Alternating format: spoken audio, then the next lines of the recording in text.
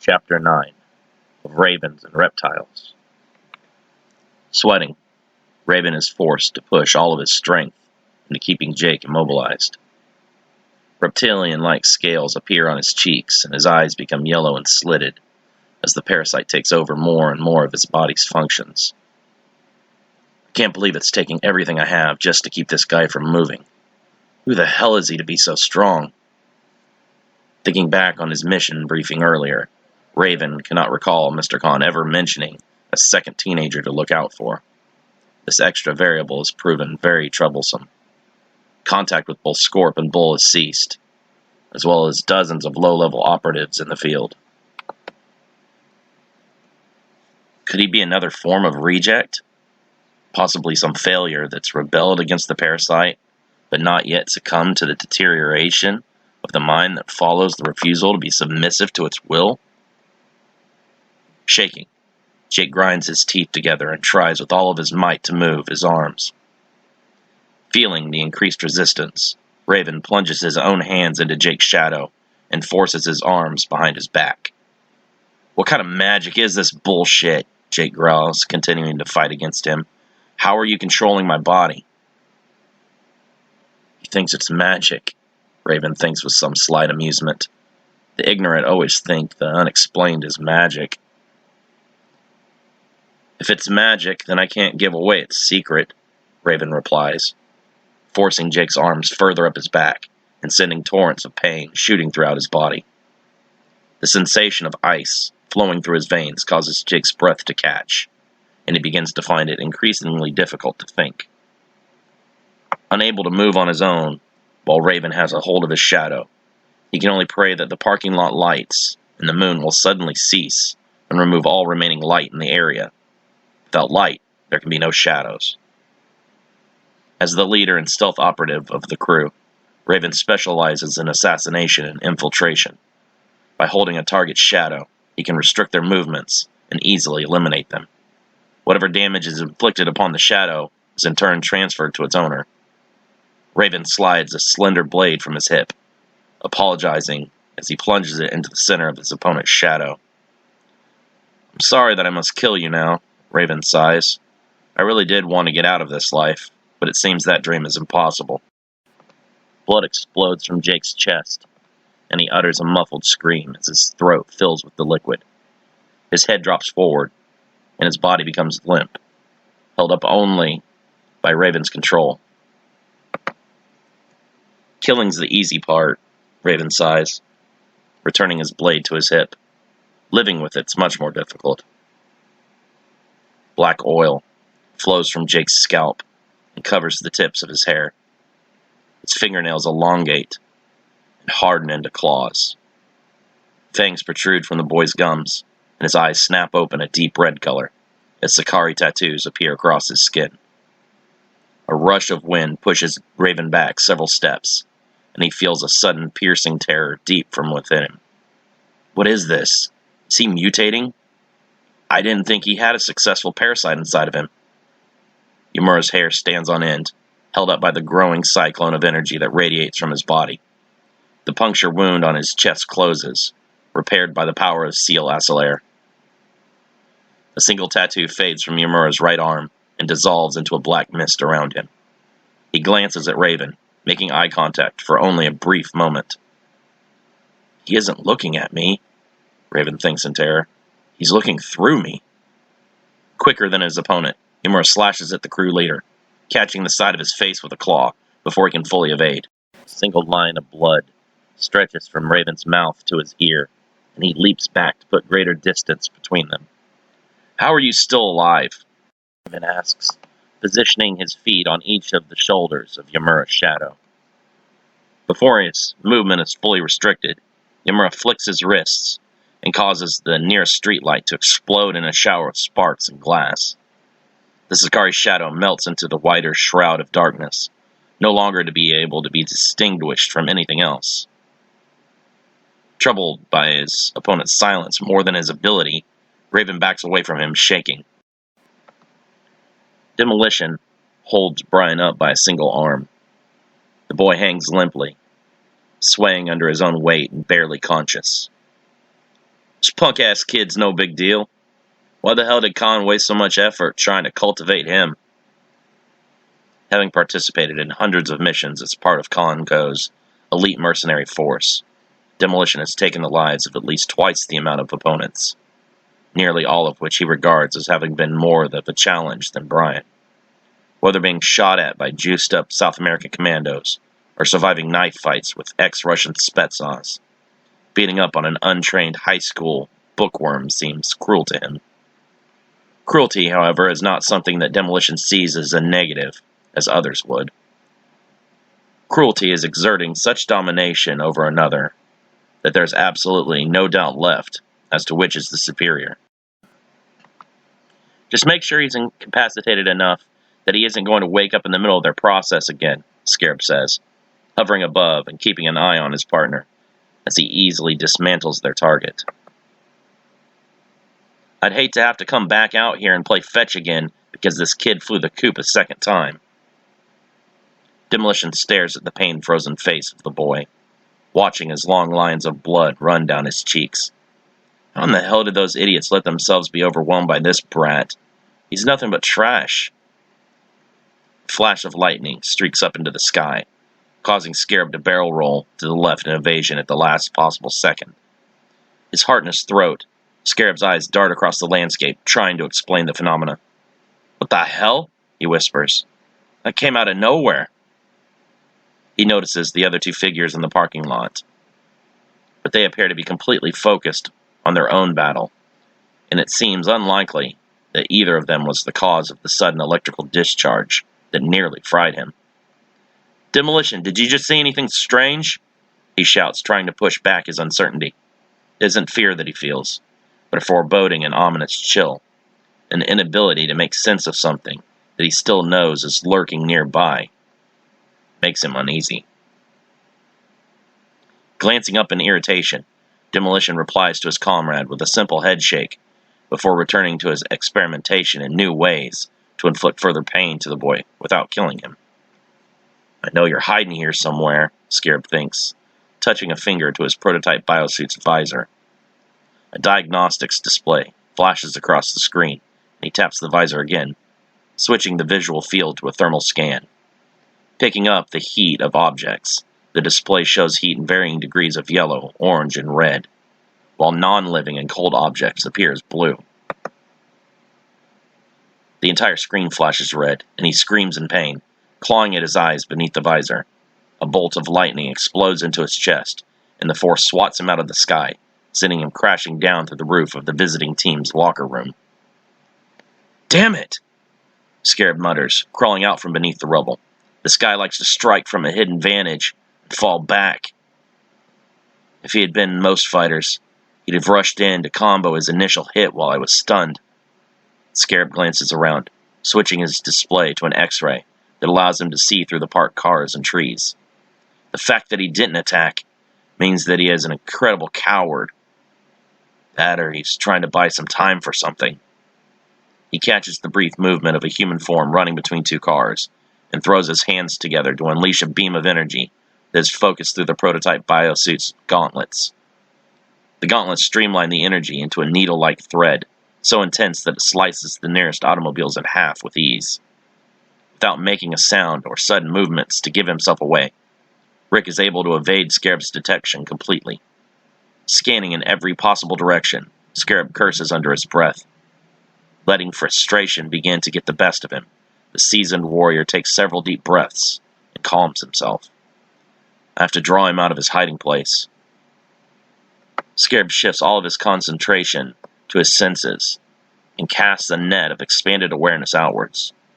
"I know you're out there somewhere, so you might as well show yourself and be a man." Laughing inwardly, Rick can only smile, like he seriously thinks I'll do something as reckless as fight him out in the open. Despite only being a teenager, he has seen so much in the past few months that his mind is sharpened, and he thinks in terms of strategy above almost all else. Each move he makes is calculated and carefully vetted in his mind. A tendril of electricity snakes across the ground, weaving around cars and other obstacles until it can position itself behind its target. Scarab pivots, back as he turns and releases a pulse of energy from his wrist gauntlets to neutralize the approaching discharge. His senses are better than I gave him credit for, Rick thinks. He's completely aware of everything around himself. He quickly hides from view and changes position as Scarab fires a second blast, only inches from where he previously stood. He was able to trace the energy back to my location in just that small window of time. Realizing there are still many places for his enemy to hide, Scarab forces his aura into his gauntlets, before releasing it in a quick volley of energy blasts that ignite the nearest remaining vehicles. As the parking lot is illuminated by a series of violent explosions, Rick sends out several tendrils of electrical energy to converge upon Scarab from multiple angles. Too predictable, Scarab thinks, jumping up and allowing the energy to collide beneath him. Rick throws his arms up, pulling the electricity into a single bolt, throwing his weight forwards into a flip. Scarab dodges the energy and lands on the ground with several off-balance steps. The electrical energy bolt curves, angling back towards Scarab, whose eyes widen in surprise. Without much time to react, he brings his hands up to protect his core, but little else, as the energy slams into his palms and consumes his body in a flashing bright light.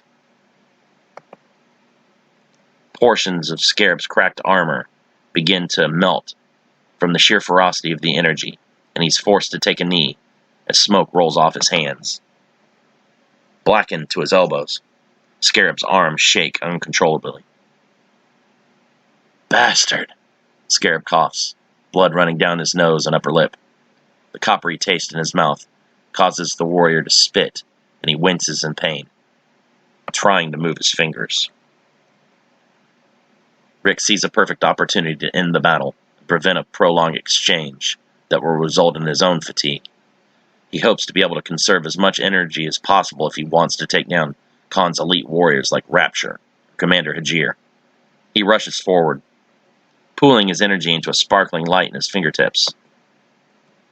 Electricity leaps from the teen's arms and hands. Screaming, he rears back to deliver the final blow. Fearful of his opponent's unknown strength and ability, Raven drops into the shadows to strategize. His form vanishes into the darkness completely, and in this form he's protected from any attacks. With the ability to melt into the shadows, Raven is not only able to evade attacks, but also maneuver anywhere that there are shadows beneath a nearby light. In his mind, he calls forth the sigils to cast the spell to create an artificial light source. Because of the unique nature of his abilities and their distinct weaknesses, the crew's leader took it upon himself to learn techniques that could offset his disadvantages. Upon completion of the spell, a strobing light hovers in the sky above him. Immediately, the ground transforms from uniform darkness to several distinct shadow forms. Raven emerges from the depths to rush towards Yamura's now visible shadow.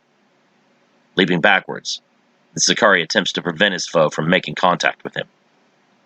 "I can manipulate darkness, not just restrict it," Raven explains, causing the shadows of two cars on either side of Yamura to transform into large hands. The shadow hands grip Yamura's shadow and seize him in place. Raven melts back into the shadows and rises up inches from his prey. "I don't know how you survived before, but it won't happen again." Without a word, Yamura slashes his hand down across Raven's chest. The man's black armor splits open, and blood sprays out into the air in a thick mist. An overflowing of questions fills Raven's head, but he cannot focus on their answers, only on the white-hot pain. "Your trick is far too weak to continue to bind me," Yamura says, blood still dripping from his claws. Raven collapses backward, disappearing into the shadows. Never before has a foe been able to overcome his ability, and it takes all of his concentration to resist panic. He deliberately allowed himself to be caught, so that I'd move in close for the kill. He not only overpowered my control, he outsmarted me as well. I can't attack this one straight on. He's far too clever. Again emerging from the shadows, Raven puts a greater distance between himself and Yamura. He reaches into the shadows around him, gripping them tightly until he's able to pull with all of his might and rip them from the ground. Shadows cloak Raven's body and seep into his wounds until they disappear. Yamura steps forward to attack, but a loud roar booms from behind. He turns just as an enormous mass of shadows, with a set of burning red eyes, erupts from the ground. Forming a hand several times the size of Yamura's own body, Shadow swats him into the side of the nearest car. The vehicle folds inward, swallowing the Sakari as if it were a giant clam and he were a valuable pearl. Shadow puppetry, shadow golem, Raven says with shortened breath. He moves the creature forward, reaching into the damaged car and pulling Yamura free by the leg. He dangles limply into the shadow's grasp, barely hanging on to consciousness. Swimming with nausea, Yamura's mind is clouded, and he's unable to create a single clear command to his arms or legs. 3 ribs on his left side are either cracked or broken, and a piece of metal torn loose from the broken car is puncturing his lower back and causing bleeding at an alarming rate. Jake's spirit pleads with Yamura to keep fighting. He knows that should Yamura pass out and relinquish control to him, he will be unable to survive against the superior tactics and power of their parasitically enhanced opponent. Yamura finally reaches up, striking the shadow golem in the face, but the blow passes straight through the mass, as if it were made of air. He only solidifies it when necessary to attack, Jake observes. He's got to be partially solid if he's holding us up. Yamura, attack the hand! Yamura slashes down through the shadow's wrist, severing it in a shower of black sparks. Landing in a crouch, the former general scrambles to the side to increase the distance separating them. Only momentarily stunned, the shadow's hand quickly reforms. Raven spreads his fingers apart, bringing forth 10 small shapes from within the larger mass. The shapes sprout wings resembling bats and begin to fly towards Yamura. He leaps backwards to avoid the bats as they swoop low in efforts to dive bomb him. Shadow puppetry, shadow python, Raven says, summoning a towering black serpent behind Yamura as he leaps directly into its path. The shadow python constricts around Yamura's waist, pinning his arms tightly to his sides. You are incredibly skilled. Raven sends the shadow golem towards him. The creature's right hand transforms into a lance. You have earned its swift death. Scarab pulls the damaged pieces of his smoking armor off, tossing them to the ground. The charred metal scraps crash onto the concrete, sinking in several inches, revealing their tremendous weight. Now unable to fly without the aid of his metallic wings, Scarab knows he is still far from defenseless. He, like all the other members of the Special Operations Force, possesses a GX parasite in his blood. As he walks, impulses are already spreading from the parasite to his other cells to urge them in the increasing metabolism and then undergo transformation to adapt to the changes. Who the hell are you?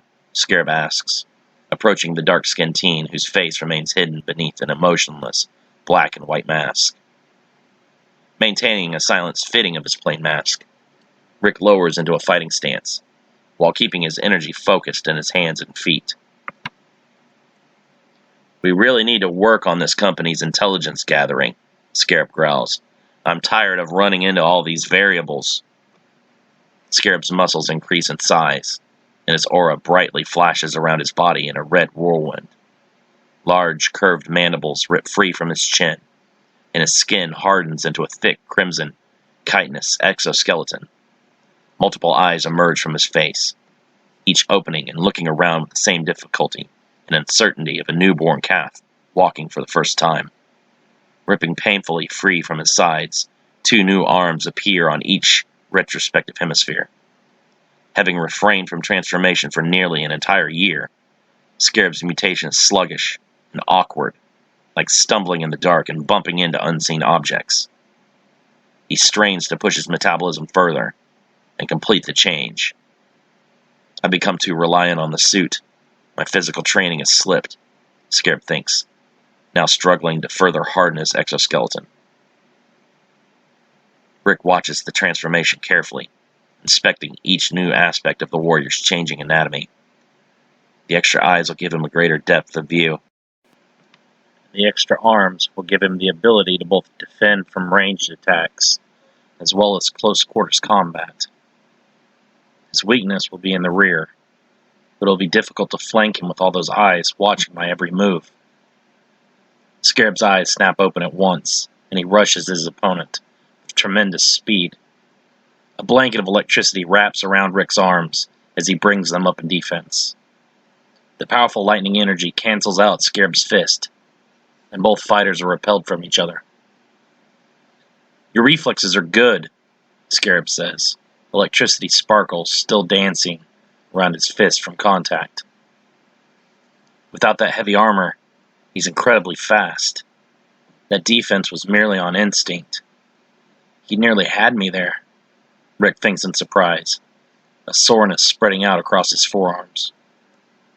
Focusing his energy into his feet, Rick propels himself into a flip to land behind Scarab. The mercenary turns to block, taking a bolt of lightning into his palm and crushing it into sparkles of crackling static. Not since sparring with Commander Ajir have I faced such a powerful foe, Scarab thinks, focusing on repairing the nerves in his hand that were damaged by the electricity. Shaking his belief in the superiority of himself and his teammates, he briefly considers calling for backup. Quickly, he decides against this thinking, that his place on the squad of Conco's elites, and possibly even his life, could become forfeit for his failure. Above all else, a member of the Special Operations Force must handle himself with dignity and maintain the functionality of his employer. Beneath these, his life has less worth in the eyes of Khan or his own comrades. Having rarely had to resort to shadow puppetry in battle, Raven is elated that it has worked so smoothly. The last time he created a shadow python, it had trouble maintaining solidity and couldn't properly constrict. In that battle, he was forced to send his own form through the serpent's shadow and choke the life out of his opponent himself to complete the mission. The shadow golem raises its lance, ready to impale Yamura down through his collar and into his chest from above. Yamura pushes all of his energy into his arms, flexing outwards in one single thrash. Screaming, his energy erupts into a cyclone, and he's able to rip free of the shadow python and dive to the side in order to evade the golem's lance. Again, Raven is left in shock as to what he has witnessed. Somehow, his opponent's strength is so far beyond his own that his best techniques are being rendered all but useless.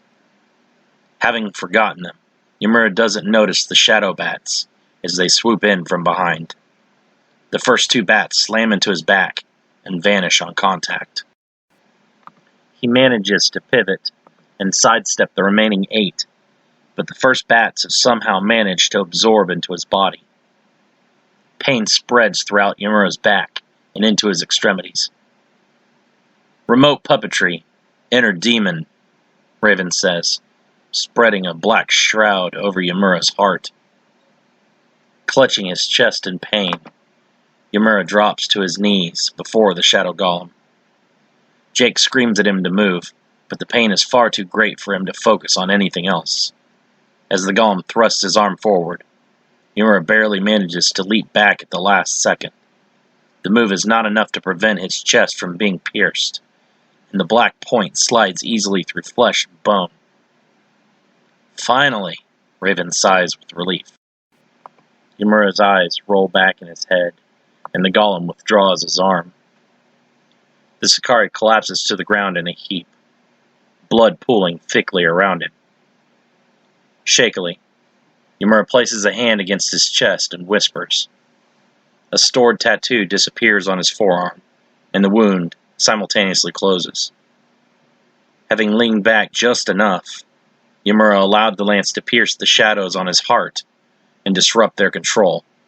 Freed of imminent death, Yamura crawls to his feet in defiance. Apparently, you are quite hard to kill, Raven says with agitation. What a bother. I really didn't want to have to go through all this tonight. We were just supposed to be monitoring the civilian extraction. How did I end up engaged with this one in a battle to the death? The parasite within Raven triggers, vibrating and sending impulses to all of his cells to increase their energy production and mutate. Raven's shadow armor begins to absorb each bit of darkness all around him, including his golem. Soon, Raven himself is no longer visible. A towering mass of pure darkness stretches out across the parking lot, growing and growing. Black tendrils whip back and forth, causing Yamura to leap in evasion several times quickly. He has become one with the shadows, Yamura thinks. His next move uncertain. Yamura continues to dodge as the shadows move beneath him, solidifying and rising up to strike him from below. Black tendrils slash out from every direction, connected to Raven's primary body like a giant black anemone. Yamura dodges the relentless attacks, but the shadows grow more numerous by the second, leaving him little room to stand safely. The light spell, Jake's spirit shouts. He cast that spell earlier to define the shadows from the moonlight. If he can destroy that spell, everything will just blend back together, and he'll lose form. He urges as Yamura backflips over the solidified shadow and ducks beneath another tendril swipe. Burning hot, the light hovers over the ground, fueling the growth and stability of Raven's shadows. Yamura jumps up, punching his left fist into the light. Pain flows through the Sakari as his skin blisters and catches fire. He struggles through the agony, pushing against the light until it dislodges and is knocked directly into the mass of shadows before him like a grenade. Raven howls loudly as the light disappears, and the shadows explode, leaving his body lying smoking on the ground. What a disappointment, a voice says from behind. Yamura slowly turns around, dreading having to face another opponent so soon without rest. Fatigue covers his existence. His left hand is still severely burned, and his chest hurts from being impaled just minutes earlier. I should have just left him locked up in that jail cell, Shesha says, shaking his head with shame. Not mutated, his body seems as vulnerable as any other human. But Yamura isn't fooled. He knows that as soon as his parasite is triggered, Rapture's body will become much larger, and his skin will also harden into a thick hide.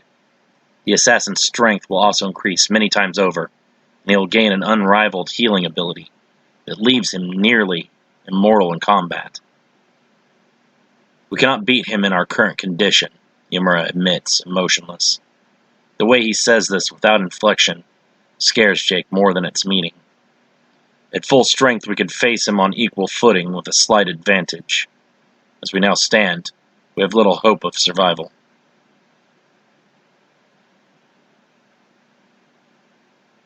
Pain is all Brian knows. Every portion of the boy's body is aflame with agony. His arms and legs no longer respond to his pleas. Searching through the pain, he can tell that at least half a dozen of his ribs are cracked, and he has suffered a concussion. Vomiting, Brian stumbles back before falling face first to the grass. Laughing, Demolition grabs him by the hair and pulls him back up to his feet. I ain't done with you yet, kid, he laughs. If I have to waste my time on you, I'm at least going to make the most of it and have a little fun. Demolition again drives his fist into Brian's ribs. Beneath his clothing, the boy's skin is turned a dark black from bruising. Blood explodes from his lips, and he becomes dead on his feet, completely limp in the warrior's grasp. He falls forwards, only to be held up by Demolition's finger to his breastbone. Nope, not yet, little guy, he laughs, punching Brian with a hard right hook to the face. Brian is lifted off his feet and falls to his back motionless.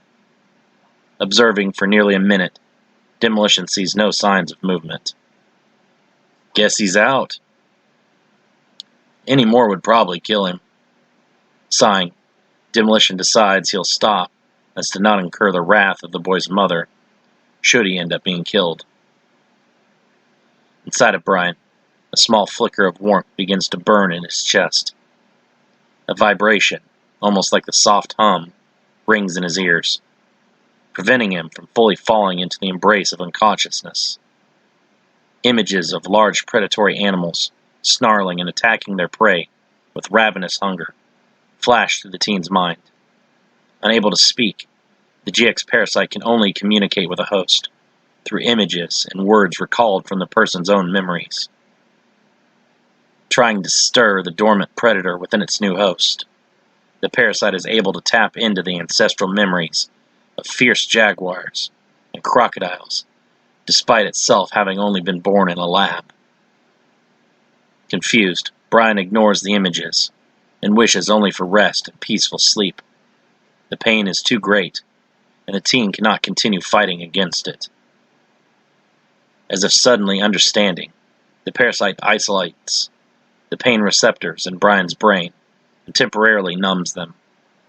No longer flooded with pain, Brian is able to push himself back to his feet. Focused on survival, with no loyalty to its creators, the parasite enhances Brian's adrenaline glands and gives him a boosted surge of strength and speed. Demolition grins, sensing the familiar energy of the GX parasite rising within the teenage boy. Looks like he finally made contact with his parasite. About damn time. Darting forward, Brian swings with a right hook. The Demolition easily sidesteps. He pivots and tries to connect with his elbow, but the more experienced fighter is able to catch him by the arm and spin him around into a punch of his own. Unfazed by the blow, despite blood gushing from his nostrils, lips, and neck, Brian throws a roundhouse kick in retaliation, almost immediately. Demolition blocks with his forearm, but Brian turns his body so that he can throw a side kick into his opponent from his rear leg.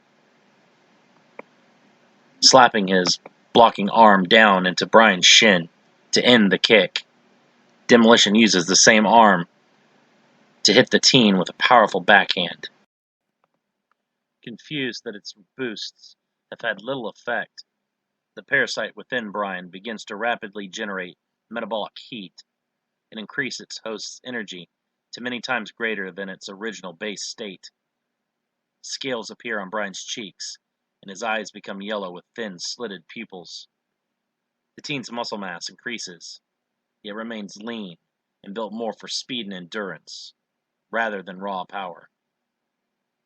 "That's more like it," Demolition screams with excitement. The exhilaration of finally battling against another GX-enhanced warrior makes his own parasite increase production of metabolic energy. His aura flares out in a cyclone as each of his already large muscles doubles in size. Howling like a furious beast, Demolition has become larger in bulk than any bodybuilder alive on the planet. Swinging first, Demolition tries to hit Brian with a quick jab, but the teen ducks beneath the blow and braces his own fist with his opposite hand, driving his elbow deep into his opponent's sternum.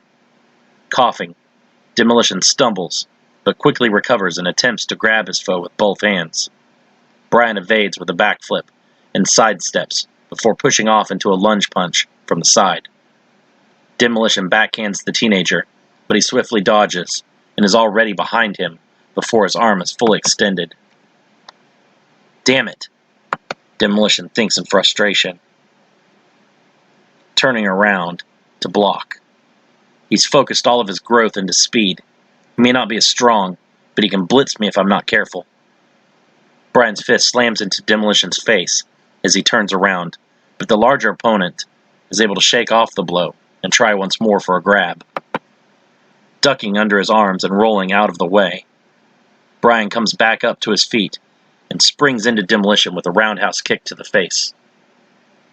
The kick staggers the older fighter, allowing Brian to pivot and put his momentum into a follow-up kick. As the next blow is about to land, Demolition grabs the boy's ankle and swings him around before releasing him into the air, throwing his weight into a flip Brian tries to slow himself as the air thins and the wind beats against him from every direction. He's learning very quickly for someone who hasn't had any formal training, thinks, grabbing the home field football goalpost. With tremendous strength, he enlarges his hands and uproots the post. Swinging while Brian is still airborne, Demolition is able to bring the goalpost down atop him like a giant fly swatter. "That was fun, kid," Demolition says with a smile. "Best workout I've had for years," he adds, wiping blood from the corner of his mouth with the back of his hand. Shaking, Brian pushes the goalpost off of him and stands back up. Seeing that the challenge continues, Demolition's grin can only enlarge. His muscles again double in size, and he presses down on Brian with more force.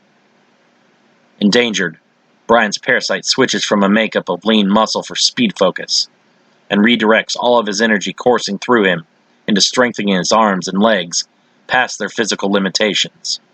With a scream, Brian's body becomes massive, and he pushes the goalpost aside. Still pushing forward for a moment, Demolition's force sinks the post into the ground several feet, from which he must tug at it to pull it free.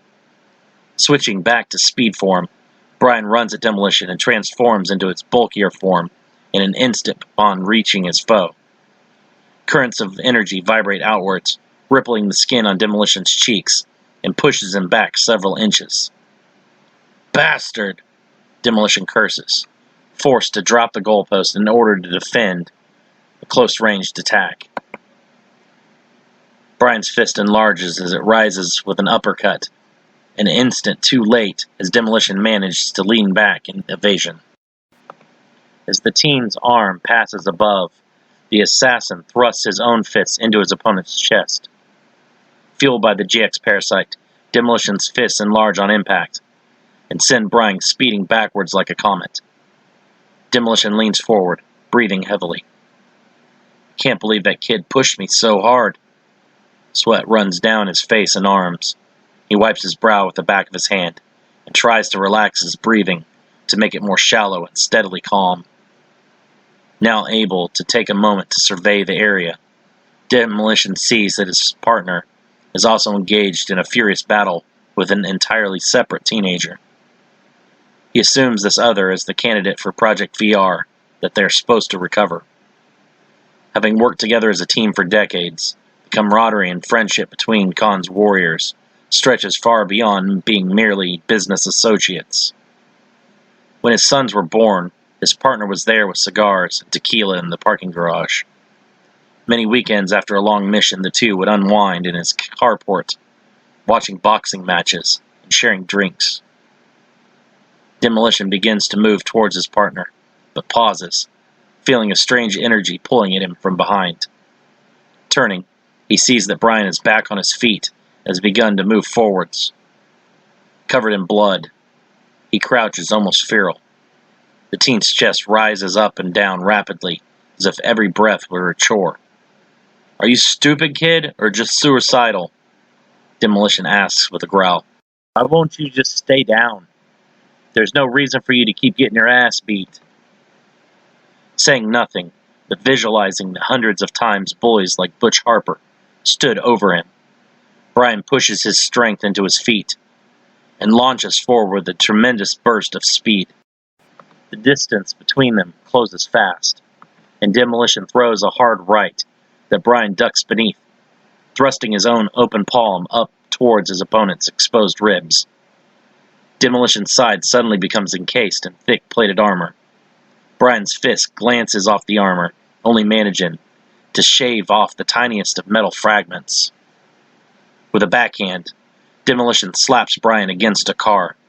The teen slumps to the ground hard, and his vision becomes clouded.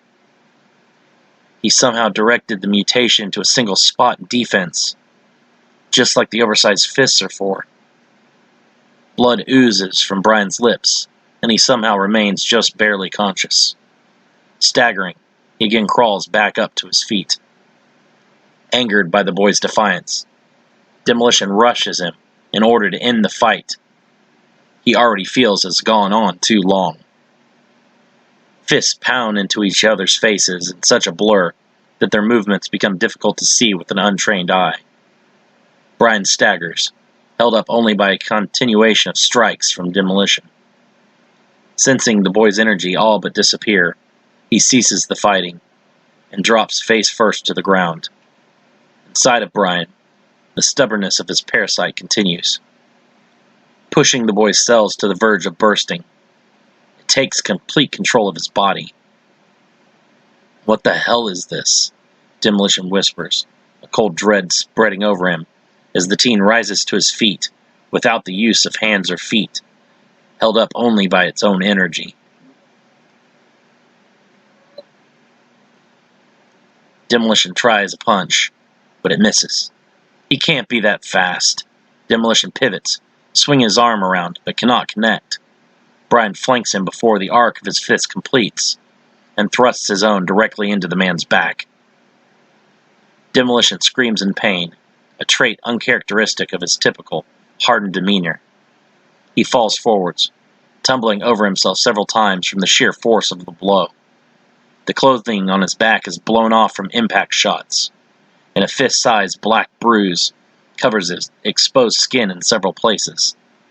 Back on his feet, Demolition learns that in activated form, his opponent is relentless and is already on him. The first strike lands to the right side of his jaw, shattering it. Demolition's head violently snaps to the left, and Brian's second blow hits the center of his chest.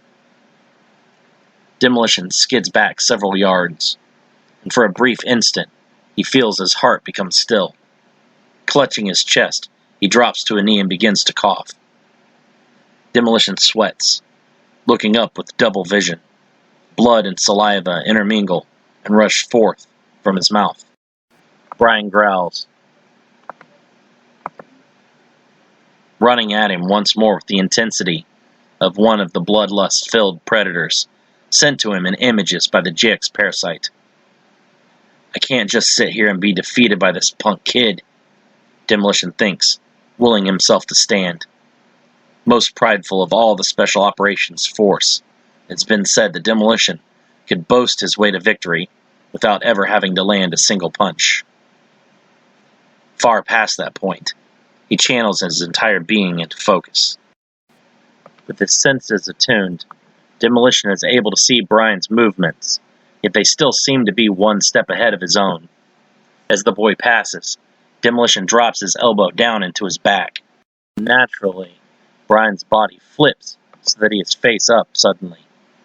As Demolition's elbow comes down, Brian's hands raise up and grip it tightly. Snarling, the teen unleashes his energy through his hands and consumes Demolition in a vortex of his strength. Too weakened to shout out, Demolition is propelled high into the air as millions of invisible fists lash out against him. Demolition begins to helplessly fall back to the ground, unable to move his body to slow his fall. Khan was a fool to ever create this monster. Upon impact, Demolition's body creates a large crater that shakes the entire area. Trees collapse, and underground pipes explode, spewing gas and water into the air. Demolition's head rolls to the side, and he sees his partner Scarab pressing the advantage against an unknown fighter. Stupid jerk. Better not lose, Demolition thinks just before his eyes close, and everything around him goes black. Using his armored exoskeleton to deflect Rick's attacks, Scarab increasingly presses the team back on defense. Decades of battle experience behind him, Scarab is able to adapt quickly to his opponent and alter his own strategy to counter. Seeing his electrical attacks lose their effectiveness, Rick moves in close, hoping to fare better in hand-to-hand combat. Rick's first punch is blocked, and he takes a retaliatory hook to the jaw.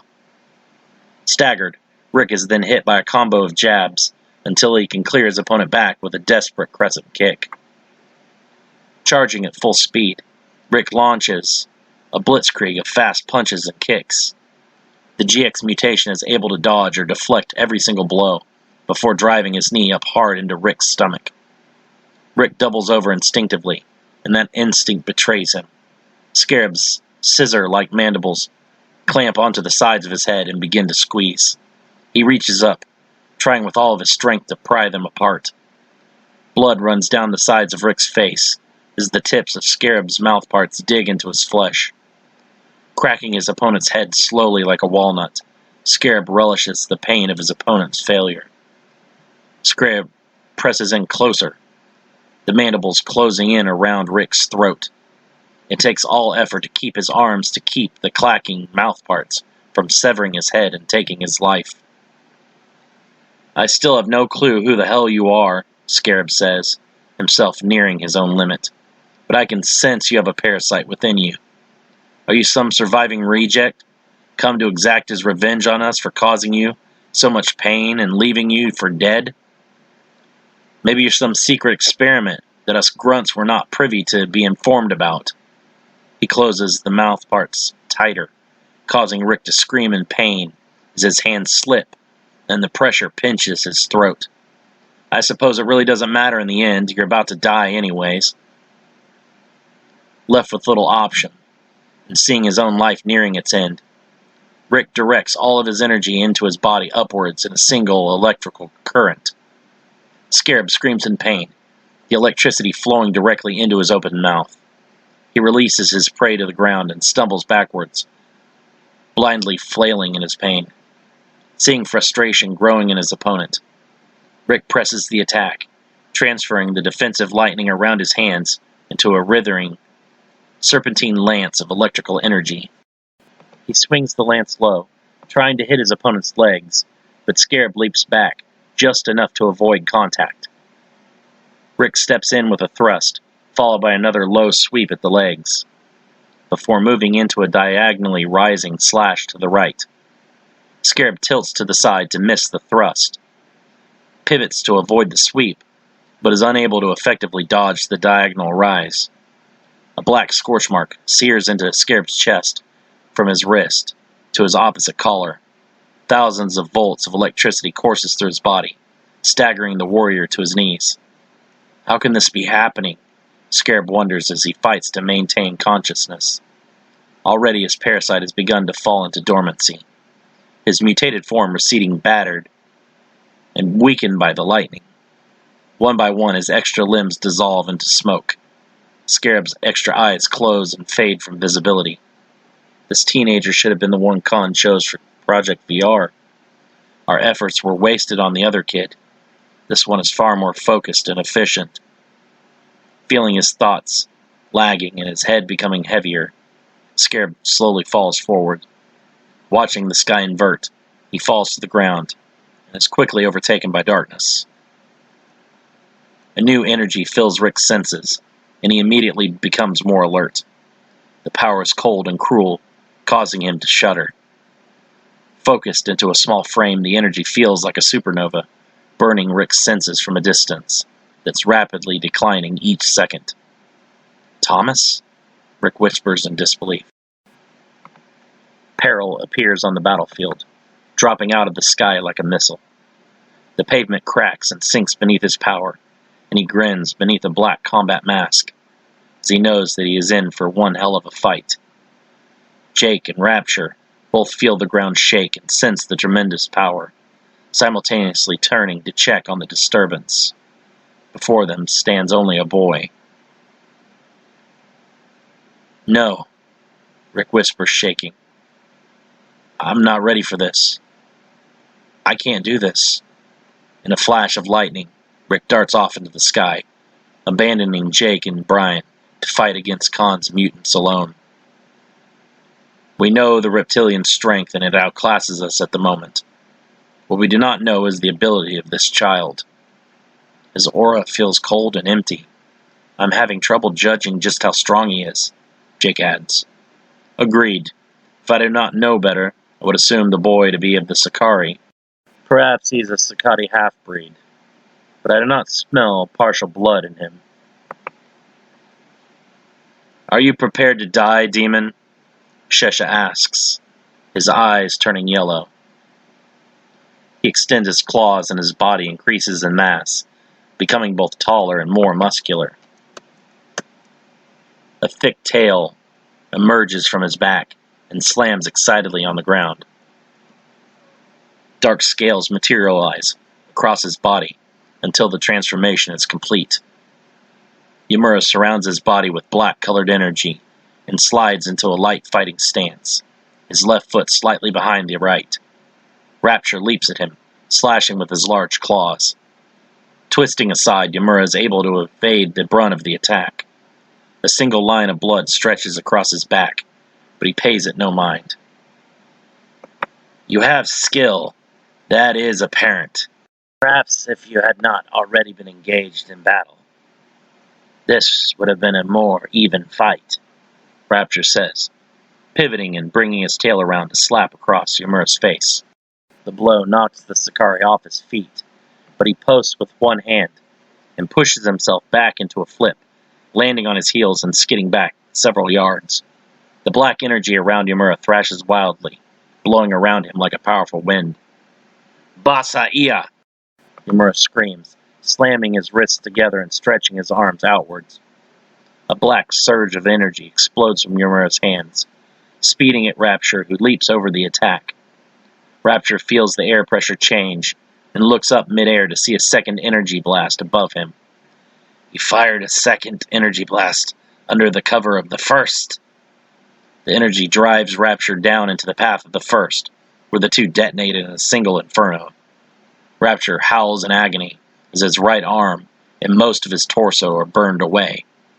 As the smoke clears, Rapture lies on the ground, coughing and covered by small patches of still smoldering flames. Using his good arm, Rapture claws at the ground and tries to pull himself forward. Struggle all you want. You will not overcome me. I have faced you in battle enough that I know your strategies and your weaknesses. Even fatigued, I can soundly defeat you, Ymura says. And do not think I've forgotten about your regenerative abilities. The cells of your wounds have been burned by mystical fire. You will find it much more difficult to heal. He holds out a hand, combusting an orb of swirling black fire in his palm. The black flame technique of Ymura's is devastating power, able to burn anything it touches.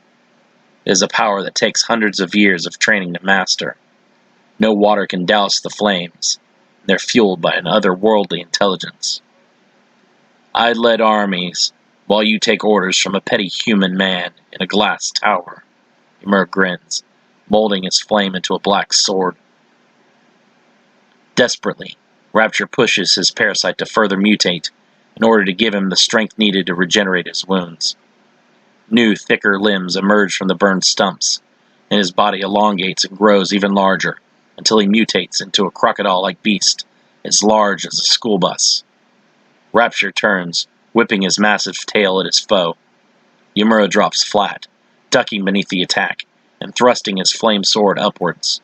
The black flame sword cuts into Rapture's tail, searing flesh until the beast is forced to recoil or have his appendage severed. Ymura leaps at Rapture, but the beast throws its jaws open and emits a cyclone from his mouth. The powerful wind disperses the Sakari's flames and knocks him back. Flipping in the air, Ymura regains his orientation and immediately pushes off back into his larger foe. Rapture's legs swipe at Ymura, who is only barely able to weave around in avoidance. Sprinting around his legs, the Sakari tries to reach Rapture's softer underside. Too slow, Rapture laughs, his voice shaking the ground. He rears back on his legs, raising up and hitting Ymura with his tail. Unable to dodge, Ymura's face twists and his bones begin to crack under the pressure as he is hit by the appendage. Like a baseball sent flying over the fence, Ymura is swatted into the distance. We have too much momentum. You have to slow us down, Jake shouts. The air pressure keeps Ymura pressed in tightly, and he feels as if hundreds of pounds of pressure of weight have been applied to each square inch of his body. Straining against the tremendous force, Ymura manages to extend an arm behind and release a pulse of black energy. The counterforce applied to his body from the blast breaks the momentum enough for him to contort his body to the side and drop to the ground in a series of flips to release the remaining pressure. Yamura's feet sink into the ground several inches on impact, sending a jolt of pain up into his legs. He looks forward, Rapture appearing only a few inches tall. "That blow sent us back really far," Jake says. "We need a better plan of attack. If we get hit by another blow that strong, we may not be able to recover." Yamura is silent, already going over possible strategies and counter-strategies. Known in his world of Averno not only for his prowess in battle, but also for his cunning, Yamura has rarely been outsmarted by an enemy. Rapture slams his body down onto all fours in patience. Several charred vehicles overturn and roll across the uneven ground. The light poles shake and the bulbs explode. Alarms begin to blare and geysers of water shoot out from previously created impact craters.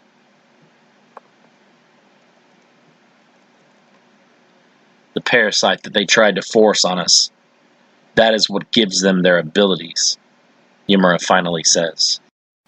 "Yeah, I sort of figured that was a given by now," Jake says, hoping that he would have something better to offer than stating the obvious. "We must wound him seriously enough to force his healing ability to trigger." Jake's eyes widen with realization, following Yamura's train of thought. "He'll have to end the mutation to redirect his energy into healing." Yamura nods, and then we end him. Brian awakens, finding himself lying beside a deep crater. At the center, the body of Demolition remains. Half of the body is submerged in groundwater, bubbling up from the earth below. Did I beat him? How did I manage to do that? Brian wonders, his parasite having gone dormant, and his body returned to normal in efforts to recover.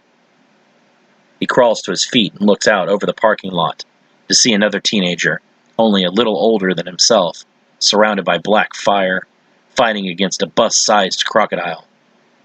What the hell is going on over there? "I can't believe you managed to beat anyone.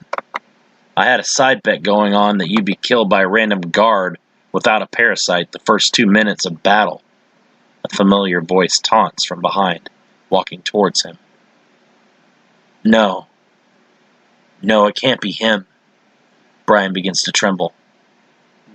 "Why would he be a part of this?"